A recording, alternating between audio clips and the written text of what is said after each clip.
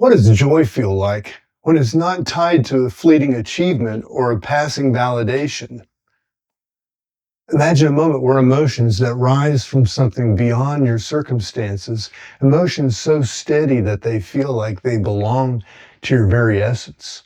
What if the deepest peace or happiness that you've longed for isn't something you need to find out there, but something that wakes up inside of you when you do the right kind of inner work? I'm Mark Roach. Welcome to Transcendent, a channel where we explore the intersections of authenticity, healing, and human potential. My perspective, like much of life itself, doesn't fit neatly into a box. It's formed over difficult lessons, moments that cracked me open, and some hard-won clarity. Today, we're going to get immersed in a beautiful and practical teaching from Maurice Nicoll. His psychological commentaries, specifically from August 5th, 1950, in Volume 4. Nicoll's work is inseparable from his collaboration with some of history's most profound thinkers like Carl Jung, Peter Ouspensky, and George Gurdjieff. Together, their ideas map out transformative pathways for the human psyche. Today's theme, positive emotions, as a reward for inner work, is a deceptively simple piece of work to examine. When most of us hear the words or the phrase positive emotions, our minds go to happiness, excitement, maybe contentment. But as Nicoll teaches, these are fragile states, conditional and fleeting. True positive emotion, the kind that he describes, arises only when we step outside the mechanical patterns that dominate our daily emotional life. Nicoll states that by exploring something that's easy to miss in the noise of modern life, he says most of our emotions are reactive. They're not chosen, they're triggered. Someone cuts you off in traffic and you feel irritation, a compliment comes your way, and you feel good for a moment. But these aren't emotions that we cultivate. They're responses to external events. Nicoll calls this mechanical emotion. Without deeper awareness, we're caught in a loop where external experiences dictate how we feel, leaving us vulnerable to the chaos of a changing world. But what if there was another kind of emotion? Nicoll says there is, and he describes it as emotional energy born from inner rather than outer alignment. Positive emotions, in their truest sense, are not reactive but expansive. They transcend circumstance. Think of the difference between fleeting pleasure and a steady, quiet joy that feels like it flows from your core. That joy isn't about escaping pain or chasing something external. It's a byproduct of internal order and understanding. Nicoll draws from his work with Gurdjieff and Ouspensky, as well as Jung's exploration of the psyche, to explain how we can access this shift. Inner work begins with honest self-observation. How often do you catch yourself reacting, running on autopilot emotionally? If you've never paused in the midst of anger, fear, or even this fleeting happiness that you may experience, to ask yourself, what's happening inside me right now? Then you're still living mechanically. Nicoll would say, this is where, he introduces the crucial principle that you need to examine to get deeper. He says that you have to make a space for positive emotions to arise.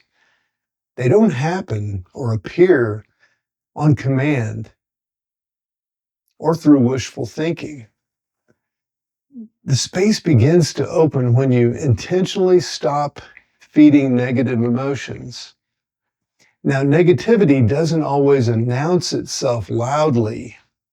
It appears as subtle judgment, chronic dissatisfaction, or even the numbness of disconnection. Cutting off these patterns isn't immediate. It's a process of learning to observe without identifying. That means that when jealousy, resentment, or frustration creeps up, you acknowledge it, but you don't feed it. You don't react to your reaction. Why does this matter? Because Nicole says the space you create, not by indulging negatively, is exactly where the positive emotions begin to grow. He likens this to this process, or he likens this process to clearing overgrown ground. If weeds overrun a garden, then you don't tend to it.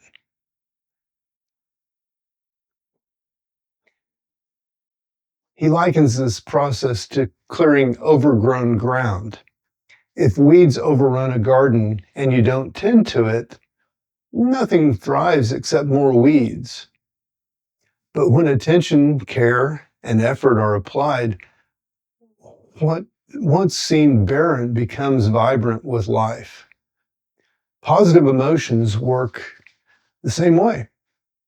They're a reward, but not in the transactional sense we often use that word in the world. They're a natural outcome of the self-discipline and awareness cultivated through inner work. And Nicole, he highlights something profound. He says that positive emotions connect us to higher energies. The ties, or positive emotions connect us to higher energies. This ties back to his broader spiritual framework, rooted in the teachings of the ray of creation.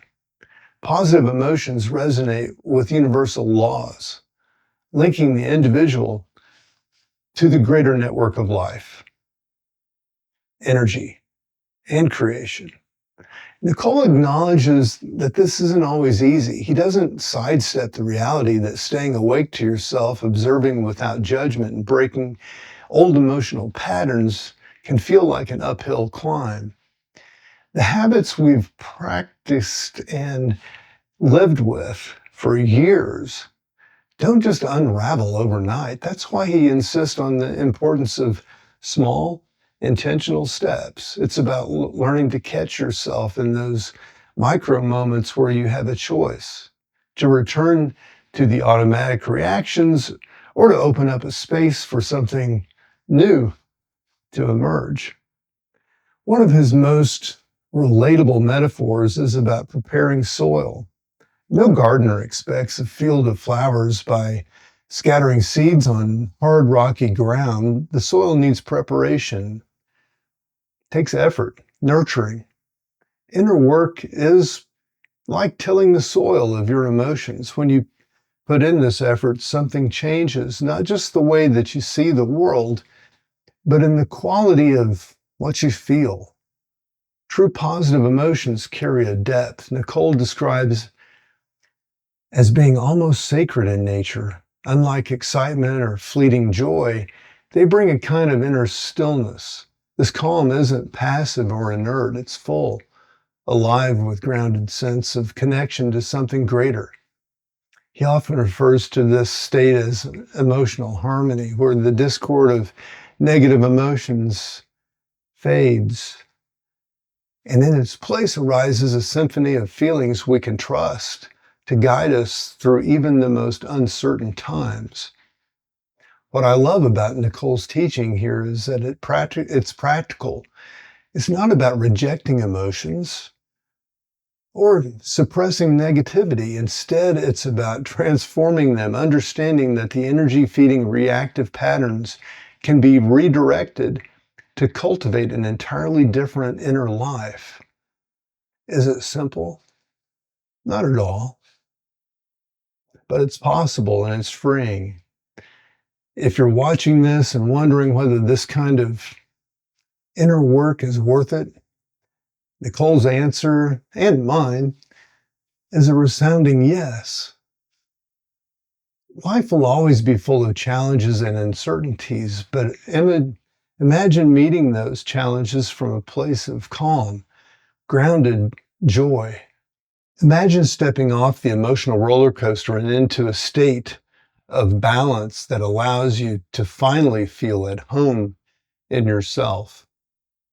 I hope these ideas resonate with you and maybe even inspire you to start looking at your emotional life in a new way. Maurice Nicole's teachings remind us that positive emotions aren't just happy accidents, they're a reward for the work we do to truly wake up, both to ourselves and to the limitless potential of human experience.